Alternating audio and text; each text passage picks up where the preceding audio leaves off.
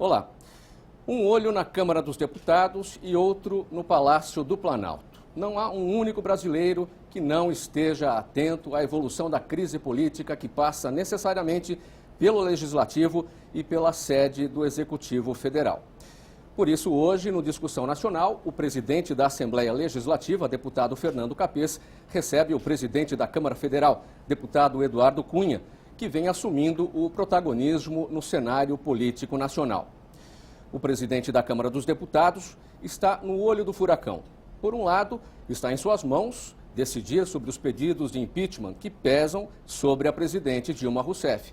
Por outro, ele próprio é o alvo de inquéritos no Supremo Tribunal Federal, instaurados a partir das investigações da Operação Lava Jato. Vamos conhecer um pouco da trajetória do presidente da Câmara, deputado Eduardo Cunha. Eleito presidente da Câmara dos Deputados em fevereiro deste ano, Eduardo Cunha sempre defendeu uma postura de independência em relação ao governo federal, mesmo apesar de seu partido, o PMDB, fazer parte da base governista. Ainda assim, é reconhecido pelos colegas pela força de trabalho, pela disponibilidade e colaboração. O carioca Cunha começou a trabalhar com 14 anos de idade, como office boy. Depois, formou-se em economia e passou a atuar como auditor de mercado de empresas. Foi presidente da Companhia de Habitação do Rio de Janeiro e presidente da Telerge. A política aconteceu a partir do ano 2000, quando assumiu como deputado estadual também no Rio. Foi eleito por 3 vezes deputado federal, sendo que no último pleito foi o 3º deputado federal mais votado do estado do Rio de Janeiro. Como presidente da Câmara, Cunha mantém sua posição e afirma que não está atrás de apoio político. Olá, nós estamos novamente aqui no programa Discussão Nacional, que enfrenta os temas mais relevantes que dizem respeito a todo o país.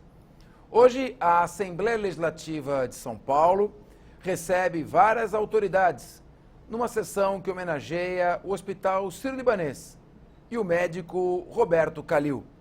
E estamos recebendo o presidente da Câmara dos Deputados, deputado federal, Eduardo Cunha, que tem lutado pela independência do Poder Legislativo em relação aos demais poderes. Eduardo Cunha, bem-vindo aqui à Assembleia Legislativa de São Paulo. Obrigado, presidente Capês. É uma honra poder estar aqui com vocês, poder participar com você dessa discussão. Em primeiro lugar, a atividade política ela é sujeita a chuvas e trovoadas. E o político enfrenta muitas turbulências. Como o senhor faz pessoalmente para se manter equilibrado diante de toda essa pressão que vem sofrendo nos últimos tempos? Veja bem, nós temos a atividade política por si só, ela não pode ser imune à pressão. Seja pressão pelo exercício do cargo, da atividade, do seu eleitorado e pelos contragostos que você é obrigado a sofrer no decorrer da sua vida pública. É claro que os embates acabam trazendo as pressões do outro lado e, consequentemente, a gente está preparado psicologicamente para esse exercício. Quem não está preparado para isso não pode estar na vida pública. Então, eu vejo com naturalidade, com tranquilidade, a gente tem que estar sempre disponível e tem que estar sempre ter a consciência que nós vamos ser sempre questionados e, consequentemente, temos que ter a tranquilidade de estar prontos para o debate político. Como é que está no Congresso Nacional e, basicamente, na Câmara dos Deputados, a sua base de sustentação? O senhor foi eleito presidente da Câmara dos Deputados, enfrentando o governo federal. Me parece que é a primeira vez que o candidato que não é apoiado pelo Poder Executivo ganha a presidência da Câmara dos Deputados. Como é que o senhor conseguiu montar esta base aliada e se ela continua firme com o senhor, apesar da pressão que vem sendo feita? Bom, a verdade é o seguinte, eu fui eleito contra o governo e contra a oposição ao governo. Na verdade, tanto o governo tinha candidato e lutou muito por ele, como a oposição tinha candidato e lutou muito por ele. Além disso, tinha um outro candidato alternativo, eram 4 candidatos. E eu venci todos eles no primeiro turno. Venci por quê? Porque a minha proposta de programa de trabalho para a Câmara dos Deputados era a proposta que sensibilizou os deputados, na sua maioria, de todos os partidos, seja de qualquer tipo de corrente. Então, eu fui um candidato eleito pela casa. E pela casa que eu tenho que trabalhar. O programa que visava a independência, não ter a subordinação do Poder Executivo, poder exercer com harmonia, mas independente os poderes, como está na nossa Constituição, e poder fazer um programa que as pautas pudessem ser feitas de acordo com todos e que temas que, mesmo que eu não concordasse, fossem submetidos à votação e o resultado que desse ele fosse dado. Ou seja, nós transformamos, nesse período, a Câmara num poder que os deputados estão exercendo a sua função para a qual foram eleitos. Estão votando e debatendo temas relevantes para a sociedade. O senhor está para completar 8 meses da sua gestão junto à presidência da Câmara dos Deputados. Que ações o senhor destacaria em termos de projetos de lei e outras durante esse período? Veja bem, são sem número de projetos que a gente votou já nesse período. Nós fomos para a reforma política que estava empacada há anos dentro da Câmara, havia uma obstrução do PT na Comissão de Constituição e Justiça, levamos para o plenário, votamos uma proposta de emenda à Constituição e depois votamos a mudança na lei eleitoral, que está aí, que vai valer para as próximas eleições, apesar dos vetos que houveram. Votamos a redução da maioridade penal, projeto de terceirização dos trabalhadores de serviço público, um sem número de projetos, estatuto dos portadores de deficiência. Eu seria capaz de enumerar aqui uns 100 projetos. Só essa Prorrogação semana, da aposentadoria para 75 anos. do servidor público, principalmente a chamada PEC da Bengala. Eu teria condições de lhe dizer várias matérias que foram colocadas. Mas o mais importante disso tudo é que não houve matéria sem poder ser discutida dentro da casa. Então, o que nós estamos colocando, e a sociedade tem podido acompanhar nas votações que nós estamos fazendo, é que toda semana temos pautas relevantes. A mudança do Simples, das micro e pequenas empresas. Tem um conjunto de medidas, além das medidas do chamado ajuste fiscal. Cada semana nós temos uma medida relevante para ser apreciada. Qual que é o seu diagnóstico sobre o Poder Legislativo em geral? Seja nos municípios, as assembleias, o senhor foi deputado estadual, e o Congresso Nacional? Capês, nós temos alguma dificuldade, até vocês lutam muito por uma PEC, que eu espero que passe, nós damos todo o apoio de dar mais autonomia aos legislativos estaduais. Que efetivamente, como deputado estadual, a gente sabe que o poder legislativo estadual está muito exprimido entre as competências do município e a competência da União. Consequentemente, ele acaba sempre tendo legislações que interferem em um ou em outro. Então, nós temos que aumentar, delegar competência para os legislativos poderem legislar. Eu costumo brincar dizendo que a Constituição estadual, metade é cópia da Constituição Federal e a outra metade é inconstitucional. Então nós precisamos efetivamente dar autonomia ao Poder Legislativo estadual. E o Poder Legislativo municipal e o Poder Legislativo Federal acabaram sempre durante anos atrelados ao Poder Executivo. A nossa grande dificuldade que tem é você deixar que não só as câmaras municipais, as Assembleias Legislativas e a Câmara Federal deixem de ser o que a gente chama o puxadinho do Poder Executivo. Não vote somente as matérias que o Executivo quer ou esteja lá apenas para carimbar o que o Executivo deseja fazer. Então, esse conceito, eu acho que eu contribuí para debater na sociedade e eu acho que a partir dessa atuação a gente tem conseguido ver muitos legislativos municipais e estaduais, pela sua atuação, começando a atuar com mais independência do Poder Legislativo, buscando apreciar as matérias que a sociedade busca ver representada no seu parlamentar. Só para você entender, telespectador, do que nós estamos falando. No ano de 2012, 15 assembleias legislativas se reuniram e assinaram uma proposta de emenda constitucional, que está tramitando agora no Senado Federal. Essa proposta de emenda constitucional pretende transferir para o Poder Legislativo dos estados, ou seja, para as assembleias legislativas, a competência para disciplinar matérias como processo. Imagine que a realidade da criminalidade no estado do Acre e do Amapá não é a mesma no eixo Rio-São Paulo. Os danos ambientais que afligem a Amazônia, o Pantanal, são distintos, por exemplo, da região sudeste, que tem outra característica. Então, legislar sobre processo, procedimento, trânsito, transporte, assistência social, direito agrário e outros temas.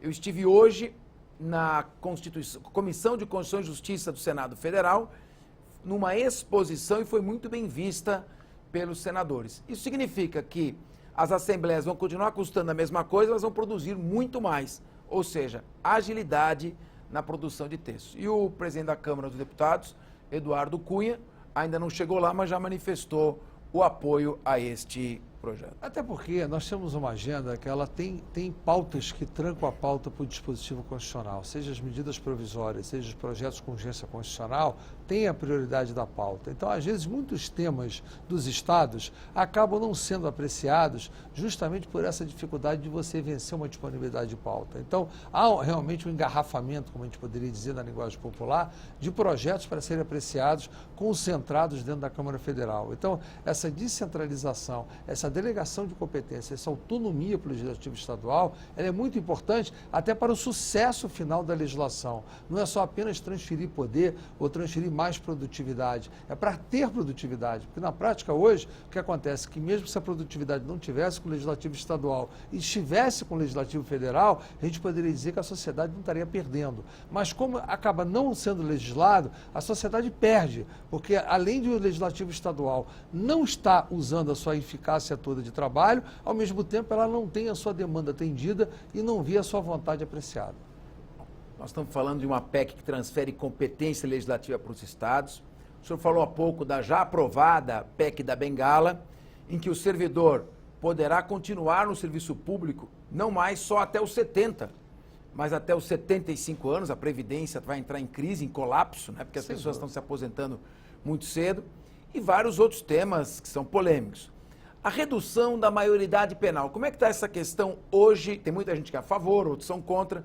Como é que está hoje no Congresso Nacional, particularmente na Câmara dos Deputados? Na Câmara já votou, foi para o Senado Federal, agora depende do Senado. Já votou em 2 turnos, já votou em 2 turnos e está no Senado Federal. Então, claro que limitado a crimes, a determinados crimes e não a todos os crimes. Na prática, a gente está vendo que a sociedade evolui de uma tal maneira, você não pode achar que o jovem de 16 anos é o mesmo jovem de 40 anos atrás. Então, há efetivamente uma evolução. E eles são muito usados para a prática dos crimes. Aqui em São Paulo, eu não tenho conhecimento da utilização, mas no meu estado, onde eu sou originário, que é o Rio de Janeiro, lá é um problema gravíssimo da utilização dos menores, da criminalização dos menores entre 16 e 18 anos. Então, é preciso que a gente combata, porque são adultos, sabem o que estão fazendo, provocam mortes, destroem famílias e efetivamente não são punidos. Então nós precisamos dar essa punição para ajudar a conter a criminalidade. Nós aprovamos também muitos projetos na área de segurança. Um, por exemplo, que já virou lei, é aquele que torna crime hediondo atentado contra a vida de policial e seus familiares. Isso é importante para os policiais. Isso foi feito através de medida oriunda da Câmara dos Deputados, votada, aprovada, foi ao Senado, confirmou e já foi sancionado pelo Poder Executivo. Então, cada dia tem novas proposições. Nós estamos discutindo agora Estatuto de Desarmamento, estamos discutindo agora também o problema da unificação das polícias, se vai ou não vai ocorrer, do chamado ciclo completo. Tem muita discussão de política de segurança que está distribuída dentro do Congresso Nacional como um todo e particularmente na Câmara dos Deputados. São muitas pautas, são muitos temas. Vamos falar um pouco do custo Brasil. A Constituição Federal de 88, a Constituição Cidadã, ela enumerou, e não poderia ser de outra forma, uma série de direitos sociais e conquistas e garantias, fixando para o Estado a meta de viabilizá-las. Ou seja, os direitos estão aqui. Agora vamos criar as condições econômicas para que eles possam ser implementados. Passados 27 anos, nós estamos aqui com um enorme custo da administração pública, o que retira a competitividade nossa na produção de riquezas e na exportação de produtos. Como enfrentar esta situação? Como buscar a presença de um Estado mais leve, mais eficiente, com uma máquina administrativa menos custosa e que possa produzir em competição com outros países? Como fazer isso? Como enfrentar? Bom, a Constituição de 88, ela foi uma Constituição, como você falou, cidadã, mas que foi uma Constituição de muitos direitos corporativos. Consequentemente, criou, como você mesmo disse, muitos custos. Na prática também ali teve outro problema, porque aquilo concentrou naquele momento a arrecadação nos municípios, em detrimento da União, e a partir da Constituição de 88, a União começou a criar contribuições que não compartilhava estados e municípios e passou a ser o bolo tributário dele concentrado mais na União ao curso desses anos e prejudicando ainda mais estados e municípios. Porém, a cada dia que se legisla, o que tem que cumprir a Constituição, nós continuamos dando custos para estados e municípios muito maiores do que a capacidade que ele teve de aumentar a sua arrecadação. Então, além desse corporativismo, nós geramos muitos direitos que hoje têm um custo enorme para a sociedade. O grande problema que nós temos, o grande gargalo do Brasil hoje, e vai ser o grande gargalo para frente, é o problema do custo previdenciário. Porque o que está acontecendo é a expectativa de vida na população aumentou e você, a cada hora que passa, as pessoas se aposentam mais jovens em função da sua possibilidade de viver e acaba fazendo uma conta muito simples. Você contribui 30 anos a 10% e vai receber 30 anos a 100%.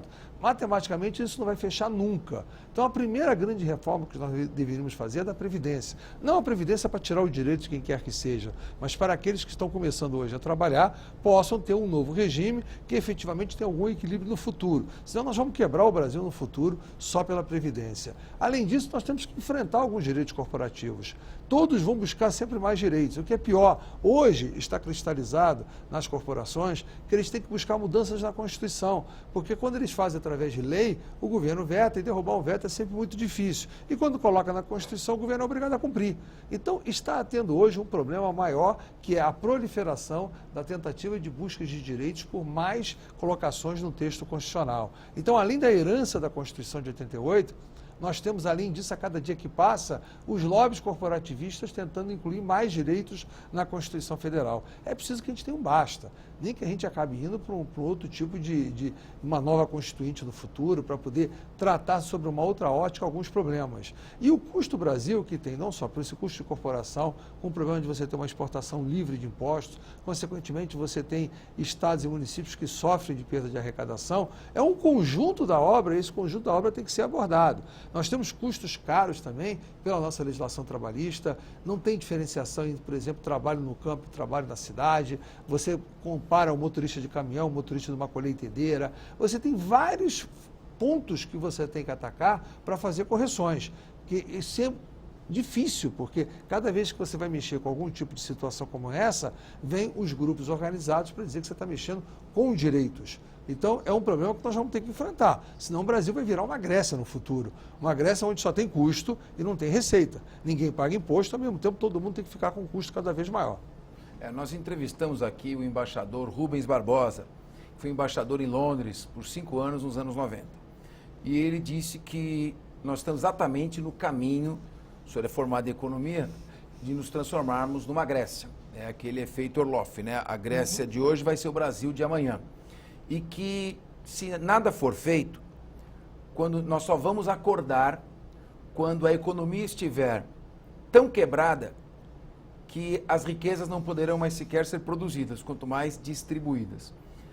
Como fazer este enfrentamento, quando, na verdade, a postura de quem fala isso nesse momento é uma postura antipática? A postura para o político mais simpática é a política de criação de direitos, de defender os direitos, a ampliação. Agora, a postura de quem olha a economia, vê que a conta não vai fechar, que não tem como pagar, e que é necessário rever, fazer uma reforma administrativa, é sempre muito difícil. Como é que está sendo enfrentado isso? Como é que o Congresso Nacional, particularmente a Câmara dos Deputados, qual é o perfil que hoje tem a Câmara dos Deputados com relação a esta questão? A Câmara dos Deputados é muito mais sensível à preservação de direitos do que até o Senado Federal, porque a Câmara é o representante direto da população. E as corporações, os defensores de direitos segmentados, eles têm a capacidade eleitoral de poder ter os seus representantes e, consequentemente, têm condições de ter defesas de classes, de direitos e de interesses. É muito perigoso isso. Então, a gente precisa, dentro de um processo, ter limitações da capacidade de legislar. Nós aprovamos uma emenda constitucional que proíbe que nós legislemos para impor despesas a estados e municípios. Que, por exemplo, no início do ano, se fez uma portaria do Ministério da Educação, aumentando o piso do salário dos professores e obrigando o município que não tem dinheiro a pagar, acima da inflação. Então, existem fatores que nós temos que nos autolimitar num tipo de legislação que não possa implicar, pelo reconhecimento de direitos, aumento de despesa. Se a gente não tiver a consciência que o aumento de despesa, a sociedade como um todo paga a conta, a gente vai ter muita dificuldade de sobreviver às pressões. Então, é preciso que a gente, em primeiro lugar, limite o nosso poder de legislar, para a partir daí enfrentar. Agora, esse tem que ser um exemplo que tem que vir também do Poder Executivo. Grande parte dessa legislação, ela só pode ser oriunda do Poder Executivo. Se o Poder Executivo não tiver essa postura, não só de reconhecer que tem que tirar alguns direitos, que, mesmo que seja para o futuro, e ao mesmo tempo o governo não estimular que novos direitos sejam incorporados através de projetos mandados pelo próprio Executivo, e ele não der o exemplo cortando seus custos, cada hora com mais cargos comissionados, com a máquina cada vez maior, com gastos perdulários, aí fica difícil você impor a segmentos que ele não tem o direito a ter o mesmo tipo de direito. Eu vi na imprensa que são 119 mil cargos comissionados. Para que nós precisamos disso tudo? Certo? Então, é preciso que a gente dê o exemplo. Então, o Poder Executivo tem que dar esse exemplo, não só na sua utilização da sua máquina, como também, ao mesmo tempo da sua utilização, que ele tenha também a origem da legislação que seja para combater esse tipo de coisa. Bem, eu vejo na imprensa, e fato notório, que a Câmara dos Deputados está sendo acusada de fazer a chamada pauta-bomba. Projetos que quebram a administração. E nós estamos vendo hoje um Poder Executivo fazendo uma linguagem bem pessoal e objetiva, acéfalo, sem comando, então, e sem rumo. Como sair desta situação? O Congresso está fazendo mesmo pautas-bomba, a presidente não tem nenhum controle, não tem um planejamento, perdeu a capacidade de comandar o país. Bom, veja bem, em primeiro lugar, com esse negócio da pauta-bomba, não existe pauta-bomba, pelo menos na Câmara dos Deputados. Reclamam muito, teve o reajuste do Poder Judiciário, que quem aprovou foi o Senado Federal.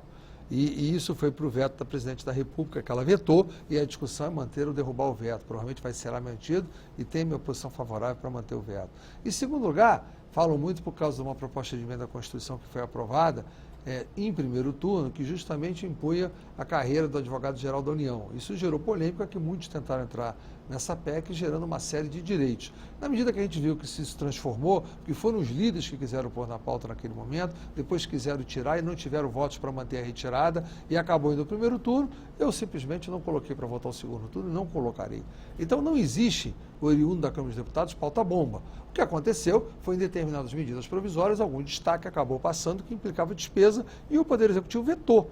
E isso foi porque o governo não tem uma consolidação de base dentro da Câmara dos Deputados para que possa ter as suas teses ou as suas posições vencedoras em votações nominais. O que o governo precisa fazer é organizar e ter essa base que o sustente, coisa que não tem sido feito até agora. Porque falta diálogo? O Poder Executivo não dialoga com o Legislativo? Acho até que dialoga. O problema é que eu acho que o governo não está conseguindo é ter uma base coesa, seja por que motivo for, seja pela sua falta de discussão política com a sua base, enfim, seja por que razão, o governo vem sofrendo derrotas continuadas dentro do Congresso Nacional e essas derrotas é atribuídas a uma falta de base. Nenhum governo consegue governar se não tiver uma maioria no parlamento. Essa é a verdade. Você está aqui na Assembleia de São Paulo, o governo de São Paulo deve ter maioria na Assembleia Legislativa dentro da sua base para poder aprovar os seus projetos. Em Brasília não tem.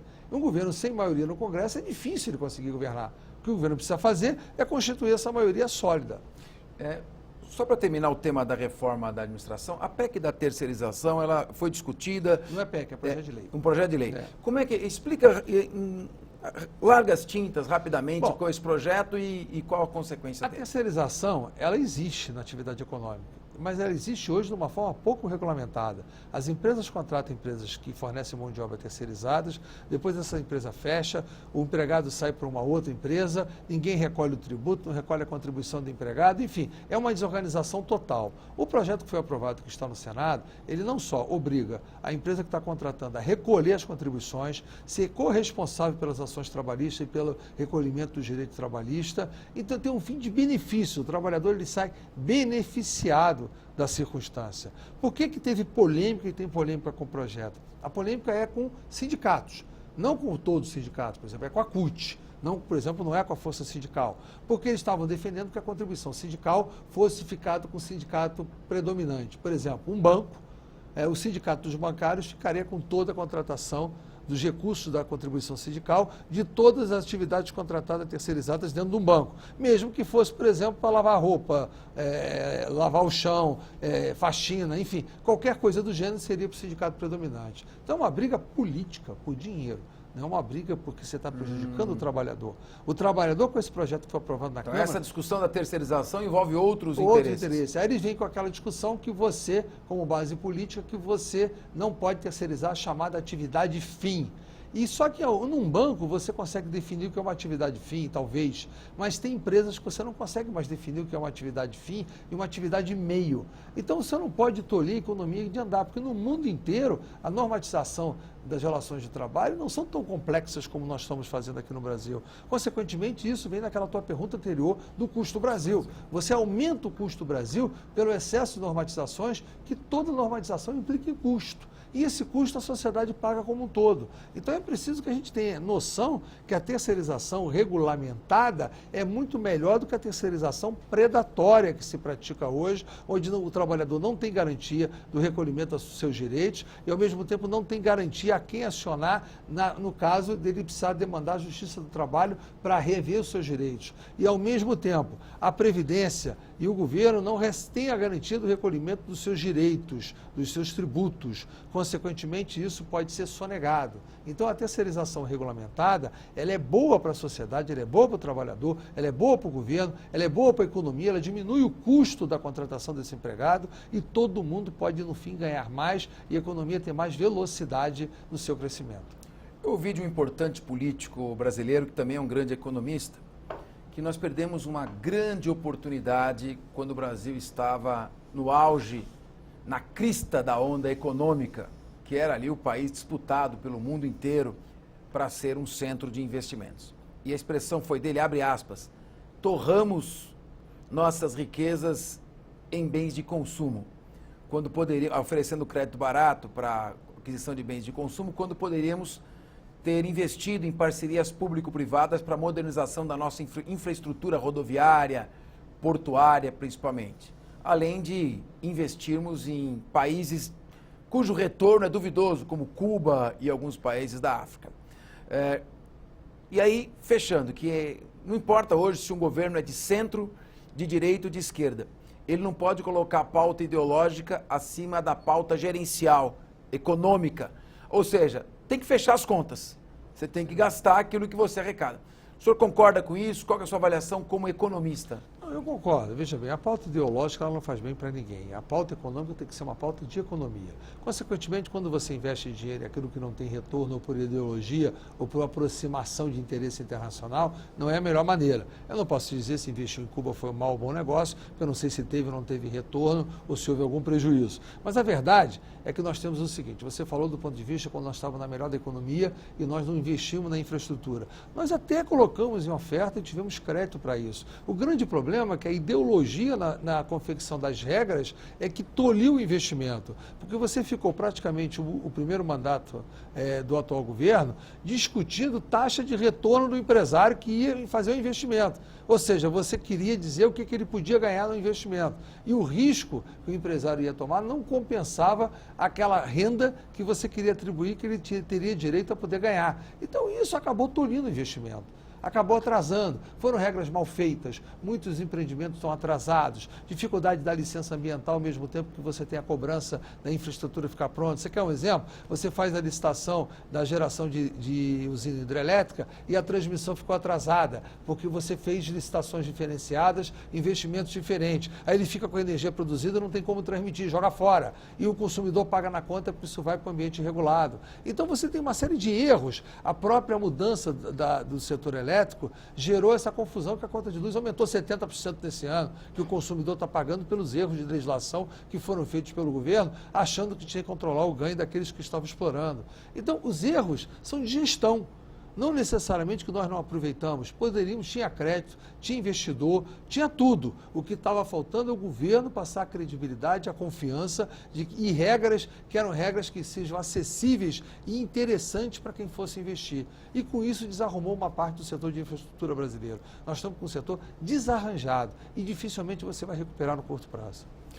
Bom, nós estamos aí caminhando para o final do programa, nós aproveitamos, estamos ao vivo aqui da TV Assembleia, no programa Discussão Nacional. Aproveitamos que o presidente da Câmara dos Deputados veio para uma sessão solene e o trouxemos aqui. O programa normalmente é gravado e dura 1 hora. Nós vamos fazer um programa de 30 minutos e ao vivo aproveitando a presença do presidente da Câmara dos Deputados, Eduardo Cunha. Vamos encaminhando para as perguntas finais. Bom, o Supremo Tribunal Federal concedeu 3 liminares quanto ao rito procedimental para a instauração e tramitação do processo de impeachment. A alegação é que a Lei 1079 de 1950 estabelece um procedimento. E o senhor fixou esse procedimento por meio de normas de regimento interno. Como o senhor pretende superar essa discussão processual? Acatando logo o rito procedimental da Lei 1079, recorrendo?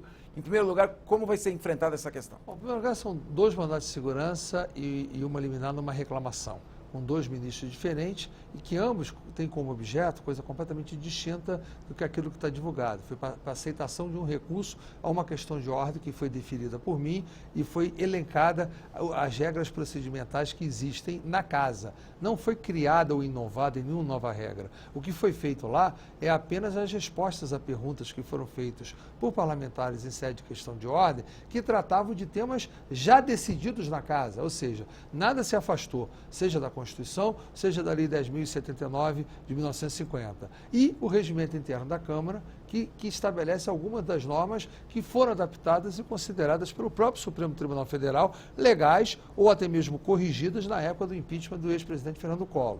E, consequentemente, a gente adotou as regras que estavam, a elencação das regras que estavam naquela época do impeachment, que foi decidido pelo ex-presidente Ibsen Pinheiro, e também por Michel Temer, quando Fernando Henrique Cardoso era presidente, em pedidos de impeachment que foram, inclusive, levados ao plenário. Então, não tem nenhuma regra inovada. Eu posso perfeitamente revogar a questão de ordem como um todo e continuar aplicando a 10.789, que é o que nós estamos aplicando.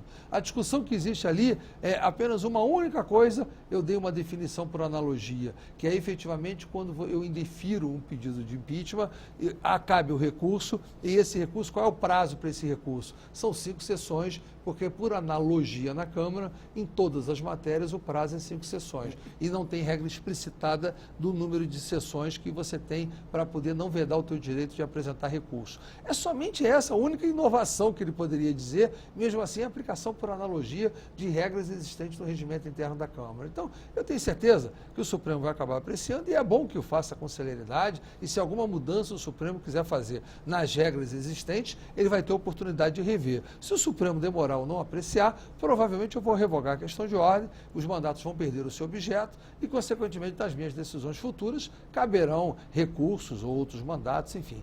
A judicialização. O ex-presidente Fernando Collor teve 8 medidas no Supremo Tribunal Federal durante o seu impeachment. Então, é uma coisa normal, o Poder Judiciário está isso mesmo, para interpretar. Quantos processos de impeachment, quantos pedidos de impeachment já foram protocolados? Bom, hoje restam comigo 9, mas eu já indeferi, sei lá, de 15 a 20 até hoje. Agora, não há definição ainda se a competência vai ser do senhor unipessoalmente ou do plenário? Isso não foi questionado na decisão judicial. A decisão judicial, ela veda o passo subsequente que está abordado na questão de ordem, se eu, por exemplo, indeferir um pedido, havendo recurso, eu levá-lo a ser submetido em plenário. Isso ainda não está definido? Não está. A decisão que o Supremo pode adotar, porque o recurso ser levado a plenário contra indeferimento é uma previsão do regimento no seu artigo 218, parágrafo 4º. Não é uma previsão da lei. A lei não prevê o recurso contra o indeferimento do pedido de impeachment. Ou seja, a lei dá o poder ao presidente da Câmara de deferir ou indeferir. A previsão de recurso, ela é do regimento. Essa talvez seja a única norma que o Supremo poderia, no caso, rever, se entender que a possibilidade de recurso e indeferimento deveria ser prevista na lei e não no regimento. Mas ela já foi aplicada e o exemplo foi isso mesmo, como citei, Michel Temer, quando o pedido de impeachment foi feito pelo próprio PT contra Fernando Henrique Cardoso. E quanto tempo o senhor vai esperar essa definição do Supremo? Umas 2, 3 semanas, né? Se não houver, aí provavelmente eu revogo a questão de ordem. Eu acho que eles têm tempo a andar para o Ministério Público, enfim, está no tempo, é uma matéria urgente, deverá ser decidido urgente, não quero aqui dar ultimato, nem prazo de decisão, mas é que apenas pela necessidade de decidir, a gente terá que tomar um posicionamento. Bom, última pergunta, porque eu queria ficar aqui mais 1 hora perguntando aqui ao senhor, mas nós temos aí que cumprir os prazos, os horários. O senhor, no começo do ano, foi considerada a personalidade política mais influente do Brasil, com amplo controle na base aliada, base oposicionista, cortejado pela mídia. Havia até a brincadeira, criava-se o House of Cunha, e o senhor até refutou a comparação. Eu pergunto, o senhor sente que está havendo um abandono, que há a pauta que o senhor foi criando ao longo do seu mandato de presidente, aquilo que o senhor construiu, que o senhor fez, está sendo deixado de lado, estão começando a enfatizar outros pontos de vista? O senhor acha que está sendo traído por alguém? Não estou sendo traído por ninguém, não. Eu acho que a gente está num processo de embate político que a gente está vendo, obviamente, tem a sua consequência política. Então, é claro que não é isso que vai responder o conteúdo daquilo que porventura está falando, isso vai ser respondido no se for apropriado, mas eu estou debaixo de uma artilharia direcionada. Eu fui elegido, né? Fui eleito, né? Pelo Ministério Público como se fosse virado o chefe do Petrolão. Quer dizer, parece que só existe no mundo, o pessoal estava brincando hoje, não tem Operação Lava Jato, é Operação Lava Cunha. Né? Então, que só se dirige a mim. Toda quinta-feira, nas últimas 15 semanas, é sempre um palco de denúncias vazadas contra mim. Então, eu estou vivendo há 15 semanas uma artilharia pesada de vazamentos seletivos de coisas que eu sequer conheço. Eu não consigo ter acesso a nada, no entanto, o Ministério Público vaza constantemente a cada semana para gerar noticiário contra mim. Então, debaixo de um bombardeio desse, é natural que você tenha que enfrentar algum tipo de movimento. É natural isso. Mas isso a gente não tem preocupação. O senhor se considera um alvo seletivo, então? Não, isso não há dúvida nenhuma. Isso não sou eu que acho isso, não. O Brasil inteiro deve estar vendo, parece que só existe eu no mundo. Parece que tudo que aconteceu na Petrobras, não existiu corrupção na Petrobras. Ali parece que eu, que era oposição ao governo, que não tinha nenhum envolvimento com qualquer coisa dessa natureza. No momento que esses fatos aconteceram, era oposição ferrenha ao ex-presidente Lula, da parte do PMDB, que eu faço parte. Então eu virei chefe de um esquema deles. Então isso é um absurdo que eles estão querendo caracterizar pela mídia e eu tenho que refutar isso. E, consequentemente, eu estou preparado psicologicamente para esse enfrentamento, tenho absoluta convicção que eu tenho condições de fazer prova contrária de todos os absurdos que estão divulgados, estão sendo divulgados a cada momento, e ao fim disso tudo acabará esclarecido. Isso é um momento, é da política. O político sempre passa por essa turbulência. Então eu estou igual está o céu de São Paulo hoje com chuva, passando por turbulência. Consequentemente, essa turbulência a gente tem que enfrentar com naturalidade e sabendo o momento de sair dela. O senhor não pensa em renunciar, então? Não há a menor hipótese. Renúncia é um ato unilateral, só o faz isso quem o quer. Eu não vou cumprir até o último dia do meu mandato. Então eu vou enfrentar todo tipo de problema de acusação que possa fazê-lo através dos fóruns apropriados e não há a menor possibilidade de eu renunciar. Eu fui eleito, como eu disse, por uma maioria absoluta em primeiro turno, que é contra o governo e contra a oposição. Então, efetivamente, os gestos ou movimentos de governo e oposição não serão eles que vão me constranger. Então, cada um tem o direito de mudar, aqueles que eventualmente possam achar que eu não deveria continuar, aqueles que possam achar que não devem me apoiar mais, é o direito de cada um. A presidente da República foi eleita pela maioria absoluta dos votos em segundo turno. Hoje ela não tem apoio de um dígito da população e nem por isso estão cobrando dela que ela renuncie. Então, e não é o meu caso do ponto de vista de apoiamento, é o meu caso do ponto de vista de divulgação política. Então, antes de querer falar em qualquer tipo de mim, cobrem também da presidente da República, que está sem apoio popular nenhum, que ela teria que renunciar. Então, não há essa possibilidade de eu renunciar. Eu estou com o meu mandato eleito legitimamente pelo voto da maioria absoluta do plenário da Câmara e vou cumprir o mandato pelo qual fui eleito até o último dia. Queridos telespectadores, este não é um programa sectarista. Este é um programa que ouve todas as tendências, com tranquilidade, com calma, procurando extrair substância e conteúdo das entrevistas, sem buscar sensacionalismo. Já entrevistamos neste programa o ministro da Justiça, José Eduardo Martins Cardoso, o ministro da Comunicação Social, Edinho Silva, o ministro do Supremo Tribunal Federal, Marco Aurélio de Mello, o secretário de Estado da Saúde, Davi Wip, vice-governador de São Paulo, Márcio França, procurador-geral do Ministério Público, Márcio Fernando Elias Rosa. Já estamos agendando entrevistas com o presidente do PT, Rui Falcão, com o líder do PSDB na Câmara dos Deputados, deputado federal Carlos Sampaio, e vários outros políticos e administradores. Porque o que importa aqui é colocarmos o tema em debate. A conclusão é sua. Até o próximo Discussão Nacional.